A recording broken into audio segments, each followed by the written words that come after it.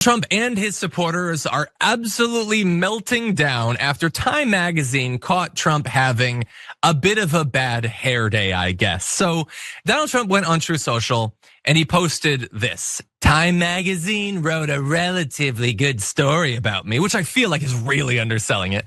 But the picture may be the capital W worst of all time. They disappeared my hair and then had something floating on top of my head that looked like a floating crown, but an extremely small one. Really, I guess he would have been fine with it if it was a big crown. I don't know. Really weird. I never like taking pictures from underneath angles, but this is a super bad picture and deserves to be called out. What are they doing and why? Now look, are we gonna make fun of his physical appearance in this segment? Yes, we're gonna do that. It's my obligation to you.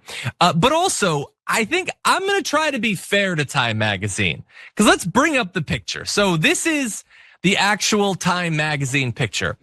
Now, Donald Trump is on the cover of Time, something that used to be so important to him that he would fake it. He would Photoshop him on there because he wanted it so badly. So now he's got it. The title is His Triumph. It's about how awesome he is because he got this deal that nobody else could have, even though it's the exact same deal that Biden put forward a year ago. And the only thing that's really changed is the fundamental situation on the ground and the perception across the globe of Israel's government. And he had absolutely nothing to do with putting that pressure on them. It was actually regular activists and everything. So I don't understand why everyone's giving him all the credit, but whatever, let's pretend that he deserves it. His triumph.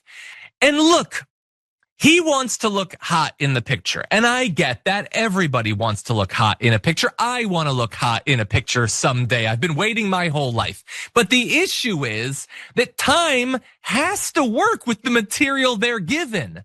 And so it is easy to look at that picture and say his hair doesn't look great. But let's be very clear. They didn't disappear his hair.